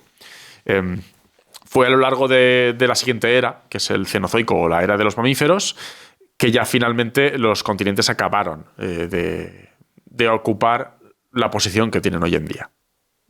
¿Y eso te da pistas de cómo estaban situados los dinosaurios en diferentes partes del mundo? ¿Había conexiones entre ellos? Incluso al revés. Hay muchas veces que incluso las faunas te están diciendo si había una conexión o no. Exacto. Por ejemplo, las faunas que encontramos en yacimientos de finales del Jurásico de la península ibérica aún son, de alguna manera, muy semejantes a algunas de Norteamérica y algunas de África. Eso nos está diciendo que o bien aún había una conexión directa, o bien, si se había cortado esta conexión porque se habían empezado a separar, había sido lo suficientemente reciente como para que aún no haya grandes diferencias en las faunas, ¿no? Por ejemplo, hay muchas especies en Portugal, en yacimientos del Jurásico Superior, que son muy parecidas a las que se encuentran en Norteamérica. Entonces ahí aún había una conexión, intermitente o no, puentes o no, pero aún había una conexión muy fuerte. Sin embargo, te vas al Cretácico y las faunas de dinosaurios ya son más diferentes en todos los continentes. Como que hubiera conexión momentánea o no, hubiesen, con subidas y bajadas del nivel del mar, se pusieran en contacto o no, ya los linajes estaban evolucionando por su lado.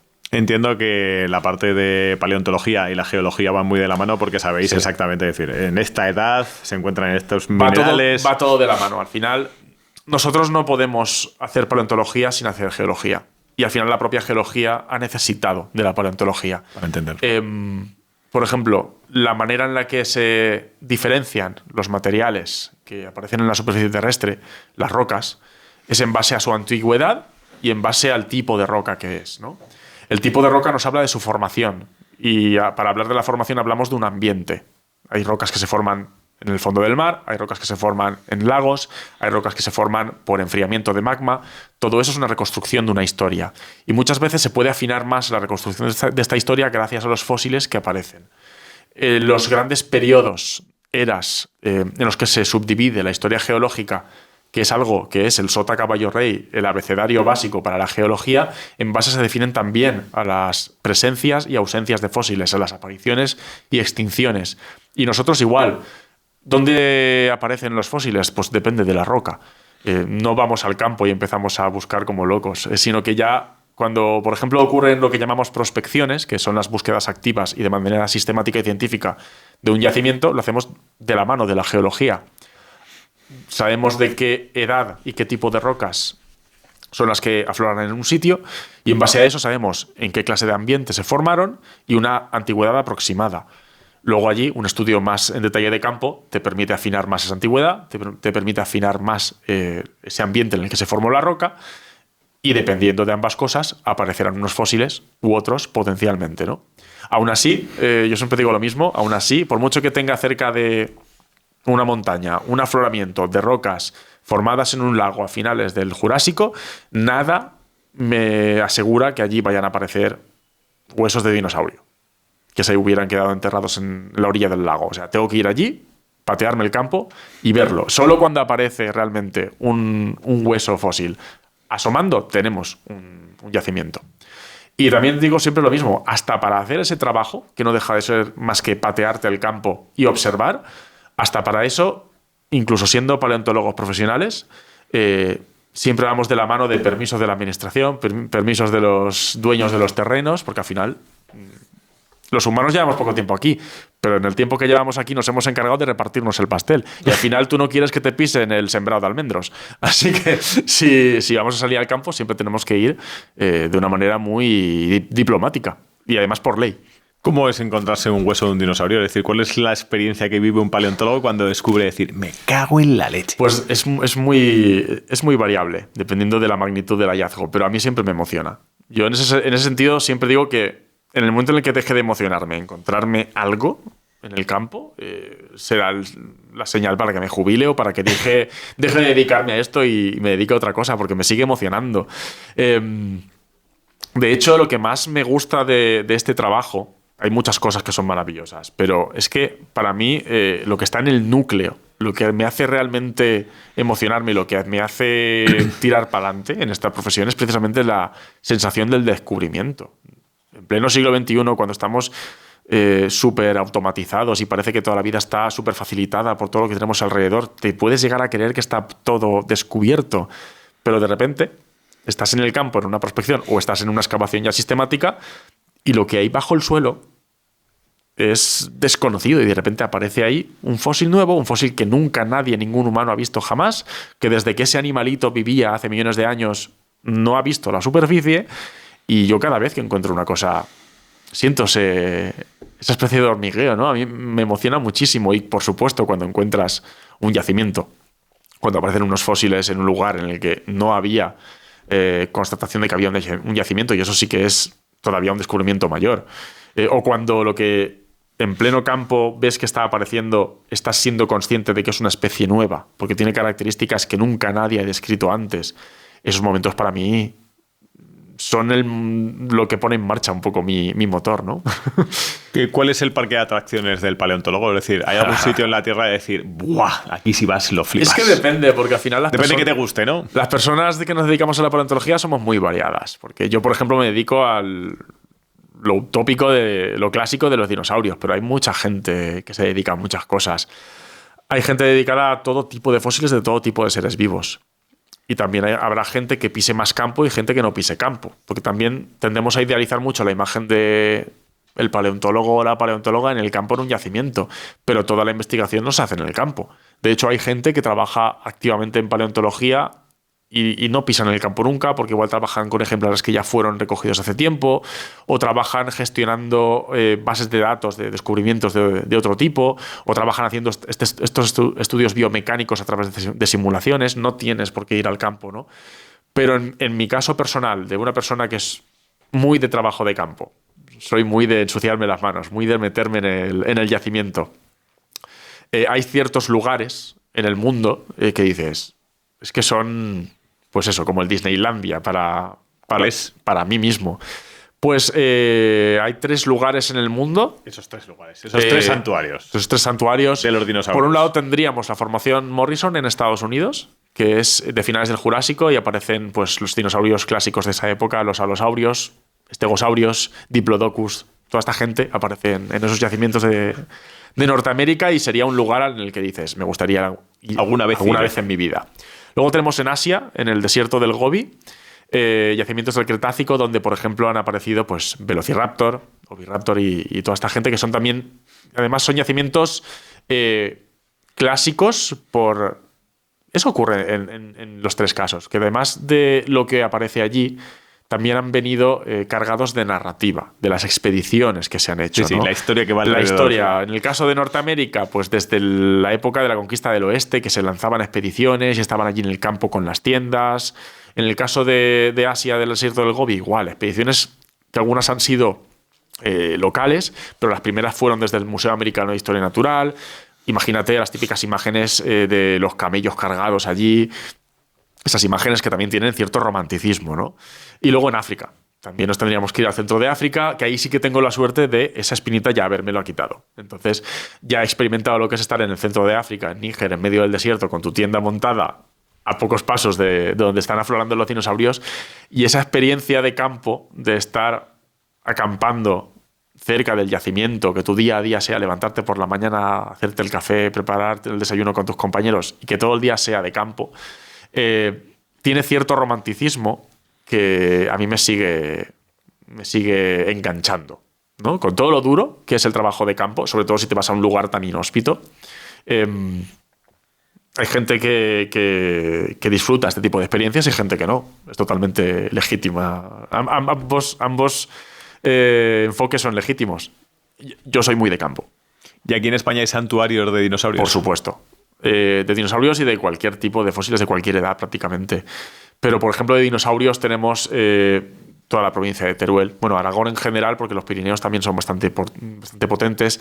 Cuenca, La Mancha, también tenemos allí yacimientos muy potentes. Luego hacia la cornisa cantábrica, o más bien de camino a la cornisa cantábrica, la zona de la Sierra de la Demanda en Burgos. Soria también es bastante importante.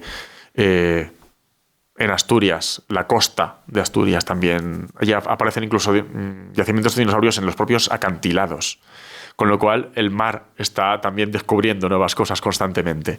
El interior de la provincia de Valencia, que para mí fue una alegría, porque yo soy valenciano y toda mi vida me crié creyendo que allí cerca de casa no había dinosaurios. Y después resulta que sí, que tenemos allí unas formaciones geológicas que son continuación de las que aparecen en Teruel, de hecho. Es toda una formación geológica. Al final, la geología no entiende de lindes y es una barbaridad. O sea, tenemos un potencial, tenemos un patrimonio paleontológico impresionante.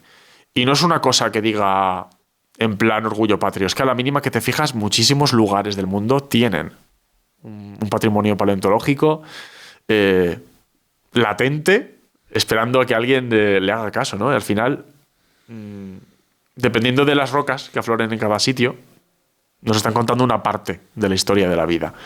Y hay momentos... Prácticamente todos los momentos tienen algo de interesante, ¿no? Al final, todos los momentos de la historia de la vida, todas las formaciones geológicas tienen pedacitos de esa historia, de alguna manera. A nosotros nos encanta conocer un poco más a las personas que vienen aquí a morir de éxito. Ajá.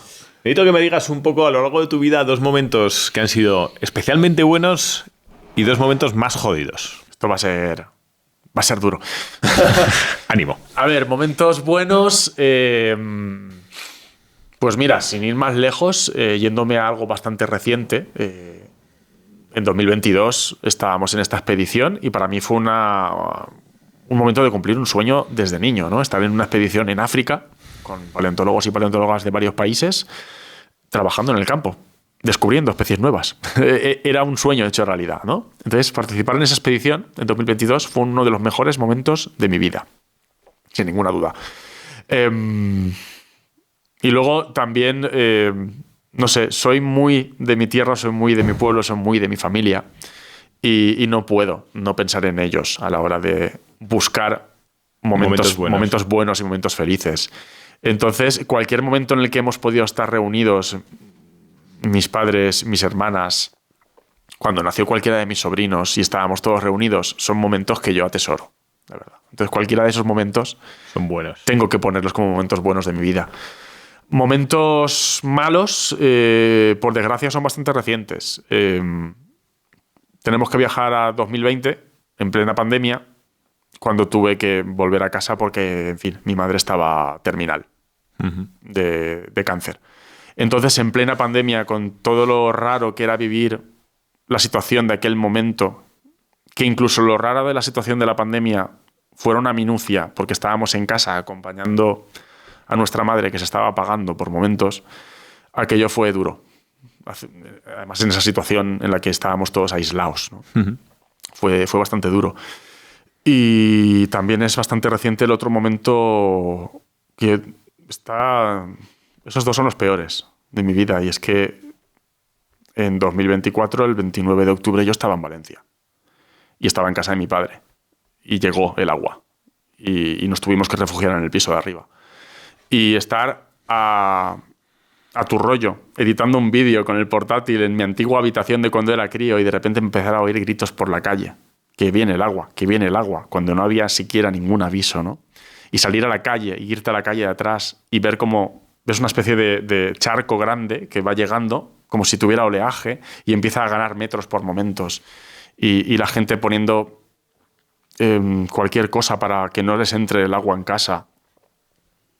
Y daba igual, ¿no? Hasta estar refugiado arriba con mi padre, que ya se había ido la luz, oír cómo el agua reventaba la puerta y saber que todo lo que íbamos a oír era todo lo de la planta baja, todo lo que había en casa de mis padres, todos los muebles, todos los recuerdos, que todo estaba desapareciendo con la riada, ¿no? Ese momento, el día después, los días posteriores... te pone en perspectiva. Si quiero sacar algo, por querer sacarlo, no porque yo crea que haya que sacar una lección de todo y que todo ocurre en esta vida por algo. Mentira. Pero por sacar alguna lectura, algún aprendizaje, te pone en perspectiva. Y luego, pues evidentemente, el día a día lo ves de otra manera. ¿De qué pueblo eres? Llocnou de la Corona. El pueblo más pequeño de España en extensión. ¿Ah, sí? Sí. Pero con gente más grande. Bueno. Siempre le pedimos a la gente que viene por aquí que le dé un consejo al siguiente entrevistado, pero tenemos un consejo para ti. Ah, Tenemos un consejo claro, para ti. porque es de la persona anterior, ¿no? Y Sergio Fernández, que estuvo por aquí, nos ha dicho: coge una idea buena y aplícala. ¿Qué te parece? Me parece muy buen consejo, la verdad. Al final, vivimos en un mundo tan interconectado en el que se nos está diciendo todo el rato lo que tenemos que hacer. Yo, por ejemplo, que no trabajo únicamente creando contenidos, pero parte de la visibilidad de mi trabajo es a través de la creación de contenidos. Estamos cansados de que todo el rato se nos esté diciendo: no, esperas, que el algoritmo ha cambiado, es que ahora tienes que hacer esto, es que ahora tienes que hacer vídeos cortos, es que ahora no sé qué. O sea, yo desde que empecé a crear contenidos, que parece que todos son modas que te van llegando, ahora haz vídeos cortos, ahora haz vídeos largos, ahora que no duren ni un minuto, ahora pueden durar hasta 3. Hasta una cosa tan irrisoria como la creación de contenidos parece que te están dictando todo el rato a qué ritmo tienes que estar bailando. Entonces, que me animen a tomar una buena idea, a buscar una buena idea y aplicarla. Jolín, es que ser genuino es algo muy importante en un momento en el que se nos está mandando todo el rato lo que tenemos que hacer. Estoy de acuerdo en eso. Estamos en un momento en el que todo el mundo nos dice: polarízate, métete en un nicho, haz no sé qué, aníchate en el sentido ideológico. Sí, sí. Es decir, yo creo que abrir ideas, por eso también este podcast, es decir, hay mucha gente que dice: joder, hablas de vikingos, hablas de paleontología, hablas de crecimiento personal, y decir, precisamente. Así es. De lo que quiero hablar es de lo que no habla todo el mundo, es decir, de otras cosas, que se me ocurran cosas nuevas. Pues de hecho, precisamente mi consejo iría por ahí, porque mi aprendizaje, no es que yo lleve muchos años, ni yo es que sea ninguna autoridad, pero no sé, ya estoy en la cuarentena. Llevo un tiempo trabajando en ciencia como investigación, como docencia, como comunicación, y al final he aprendido que cuanto mejores son las ideas que surgen y cuanto más enriquece un proyecto de cualquier tipo, es cuanto más variedad de visión obtienes, ¿no? Entonces, los proyectos que considero más exitosos o más productivos son aquellos que tienen más diversidad de perfiles entre la gente que está aportando. Entonces, mi consejo siempre es ponerse en los pies de otra gente, ponerse en los zapatos de otra gente, ¿no? Intentar ver el mundo a través de los ojos de otra persona y especialmente a través de esa persona. O sea, ya no solo intentar tú hacer el esfuerzo de ver el mundo como otra gente hace, que ya de por sí es algo que recomiendo, sino también rodearte de gente que vea el mundo de maneras diferentes, que tenga un trasfondo diferente, para que realmente, digamos que se multiplique lo que tú quieras hacer, tu objetivo, tu proyecto, lo que sea. Quizá la gente no lo sabe si no está cerca de la ciencia, pero tú que estás cerca de la ciencia, está claro que esto que nos dicen de polarízate, tal, en la ciencia es todo lo contrario. Ahora cada vez más es estate con físicos, con matemáticos, con gente que no tiene nada que ver con la paleontología, que nos abre miradas a cosas o herramientas a cosas que jamás lo hemos visto. Ya no solo es algo de la ciencia, yo creo que es un aprendizaje que sacamos de nuestra propia historia. Eso es. Porque al final se nos vende mucho que seamos emprendedores y es algo muy importante. O sea, hay que ser echado para adelante en esta vida. Pero también hay que ser realista y los grandes hitos siempre han ocurrido porque ha habido grandes apoyos. Entonces, rodearse de gente lo más diversa posible hace que esas ideas o que esos apoyos o que esos proyectos sean más plásticos. Incluso la propia historia de la vida nos dice que los grupos de seres vivos que son más diversos tienen más posibilidades de sobrevivir ante una crisis biótica. A ver, repite esta frase que pide Mármol. Ante una crisis biótica en la naturaleza, los linajes que sobreviven o que tienen más posibilidades de sobrevivir son aquellos que son más diversos. La homogeneización en la naturaleza te lleva a la extinción. Y es una lección que puede que no sea útil. Seguro. Confiemos. Lo que más probable... Me encanta.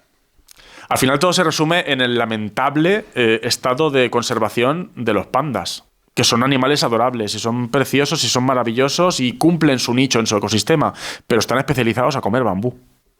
Sin embargo, un animal herbívoro que se alimente de más variedad de plantas tiene menos posibilidades de extinguirse. De ahí radica, ¿no?, el problema del oso panda. Exacto. Si no tienes bosques de bambú súper... Claro, en el momento en el que pones todos tus huevos en la misma cesta, tienes más posibilidades de que se vaya al garete tu existencia, tu proyecto o lo que sea. Y por eso en la naturaleza la diversidad te asegura al menos supervivencia, ¿no? Joder, interesante. ¿Qué consejo le das al siguiente entrevistado que no conocer de nada? Consejo, o entrevistada. Bueno, pues mi consejo iba por ahí, que trate de ponerse ya no ponerse en los zapatos de gente diferente para aportar riqueza a lo que sea que se dediquen, sino que se rodee de gente lo más diferente posible también. De una manera u otra vas a salir beneficiado, cuanto más diversidad de personas tengas a tu alrededor. Vale. ¿Tienes apego a los objetos? ¿Tienes algún objeto con el que le tengas apego? A ver, tengo apego a los recuerdos. Sí. Y los recuerdos muchas veces están simbolizados en objetos. Pero también es verdad que la vida te lleva a entender que los objetos no dejan de ser objetos y que los puedes perder, porque la vida da mil vueltas. Pero sí que es verdad que tengo aprecio a cosas, pero porque representan recuerdos. ¿Tienes alguno en mente? ¿Algún objeto con el que te sientas especialmente identificado? De hecho, muchas veces me pongo este colgantito. ¿Sí? Que dirás, no te pega, es como muy una joya muy... Sí, pero es ámbar, ¿no? Es ámbar, pero además es ámbar que era de mi madre. Ah, sí. Entonces, esto en su momento se lo regalé a mi madre porque mis padres, aparte de haberme apoyado en que yo estudiara lo que quisiera, siempre manteniendo una visión lo más pragmática posible, de que pudiera tener, pues eso, salidas profesionales y demás, pero me animaron siempre a que me formara en lo que a mí más ilusión me hiciera, ¿no? Y luego ya, pues, que diversificaras en el trabajo lo que pusieras, pero que la formación, ya que tenías que hacerla, que la hicieras de aquello que te apasiona. Y por eso me apoyaron para entrar en biológicas. Al mismo tiempo que me apoyaron mis padres, también se empaparon de aquello que me apasionaba a mí. Y siempre se interesaron por lo que a mí me interesó. Mi padre sigue interesándose por todo lo que hago, por todo lo que escribo, por todo lo que hago. Y mi madre era igual. Entonces, en cuanto me empecé a meter muy hasta el cuello ya profesionalmente en la paleontología, pues mi madre se interesó por ella. Y, por ejemplo, pues este collar de ámbar, porque el ámbar, además de ser resina fósil, también es de mucho uso en joyería. Este colgante era suyo. Y ahora lo llevo yo, ¿no? Lo he heredado de esa manera. Entonces representa que mis padres y mi familia en general, mis hermanas también, no solo me apoyaron en el sentido de que me animaron a dedicarme a lo que yo quisiera dedicarme, sino que además se interesaron. Entonces fue algo muy bidireccional, permeó, ¿no? Al final tengo la suerte de que vivo rodeado de gente que se dediquen a lo mismo que yo o no. Los intereses permean. Y creo que me siento muy afortunado de tener a gente que no solo tolera mis rarezas, sino que se interesan por ellas. A mí me encanta ir recopilando. Yo he recopilado unas ideas de cosas que has dicho, de cosas que son curiosas o cosas que me han parecido interesantes. La primera es que el Tiranosaurio Rex es la mandíbula más potente de la historia de la vida en la Tierra. Esa me ha gustado. La segunda es que el día que te dejes de emocionar, cuando encuentres algo, me imagino que no son solamente huesos, sino cuando encuentres algo, sí, dejarás de hacerlo. Te jubilarás de eso. Exacto. ¿Vale? Otra que me quedo es que la vida siempre te pone en perspectiva y por eso pasan cosas jodidas. Muchas veces las cosas jodidas nos ponen en perspectiva y a veces son necesarias.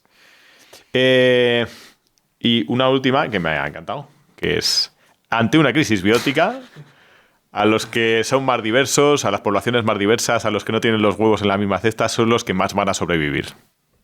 O sea que piensa en cruzado, piensa en otras cosas, estudia otras cosas, fórmate de otras cosas, júntate con gente que no es como tú. Eso podría ser un buen consejo, ¿no? Exacto.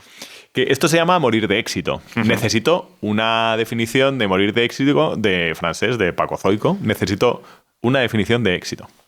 Pues fíjate que me da la sensación de que vivimos en un momento en el que se nos está inculcando una visión del éxito que puede ser muy aspiracional, pero también demasiado autoexigente. Como que medimos mucho el éxito en base al rendimiento económico o académico o de fama.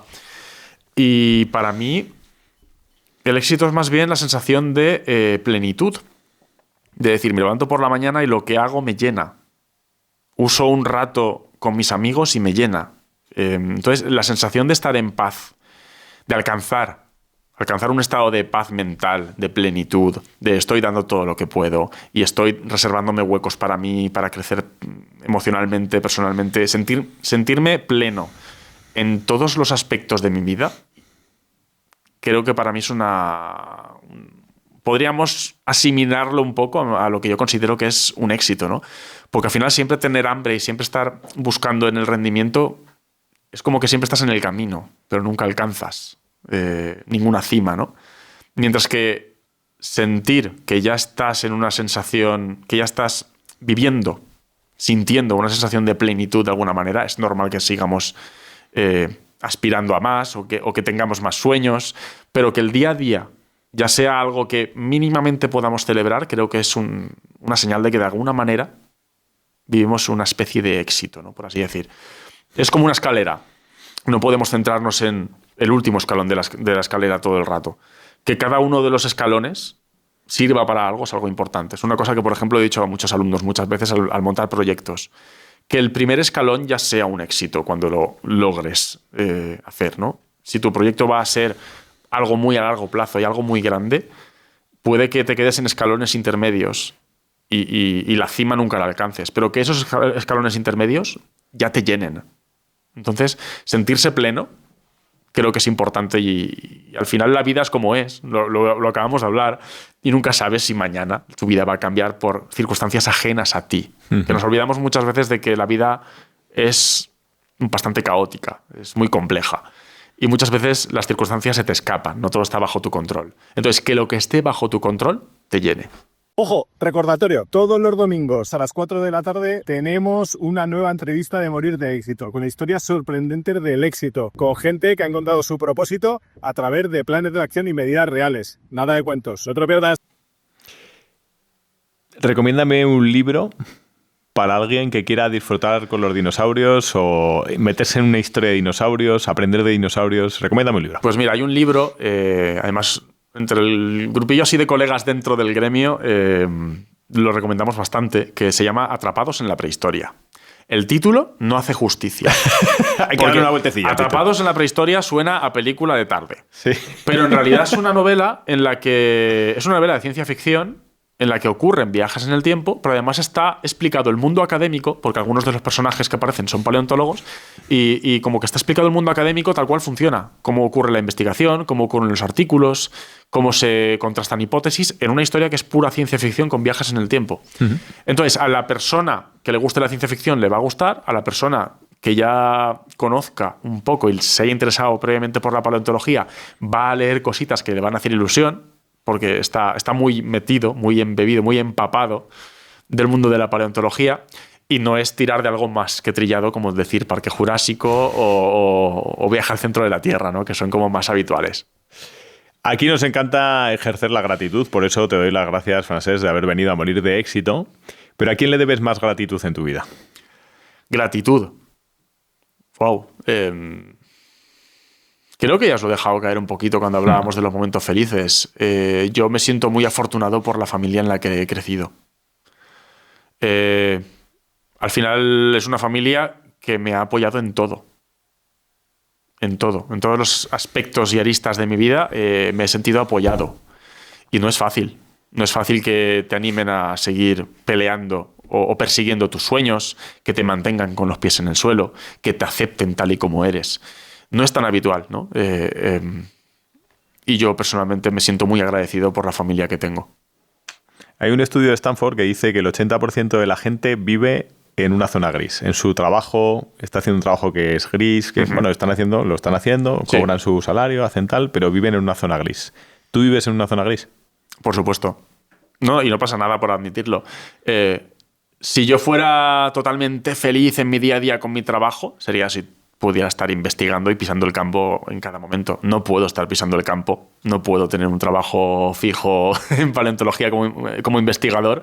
Entonces, hago lo que puedo. Intento ser lo más versátil posible, aplico todos los conocimientos y herramientas que he aprendido en toda mi vida para seguir tirando adelante. Me siento satisfecho por seguir tirando adelante, pero evidentemente yo realmente sería feliz si pudiera vivir solo de estar investigando. Entonces, por supuesto que acepto que vivo en una zona gris. Pero como tú mismo lo has dicho, según estos estudios, la mayor parte de gente vive en una zona grisácea. En nuestras manos está que sea un gris más claro o más oscuro. Pero aceptar que vivimos en una zona gris creo que no tiene nada de malo. También la gente que, por ejemplo, está en una situación en la que me gustaría verme a mí, el mundo académico, por ejemplo, es muy precario. Entonces, aunque yo, por ejemplo, trabajara como investigador de aquí al día que me retire, también habría ciertos tonos de gris en ello, ¿no? Francesc, muchas gracias por haber estado en Morir de Éxito. Esta es tu casa. Gracias a vosotros. Muchas gracias. No os lo perdáis, Paco Zoico.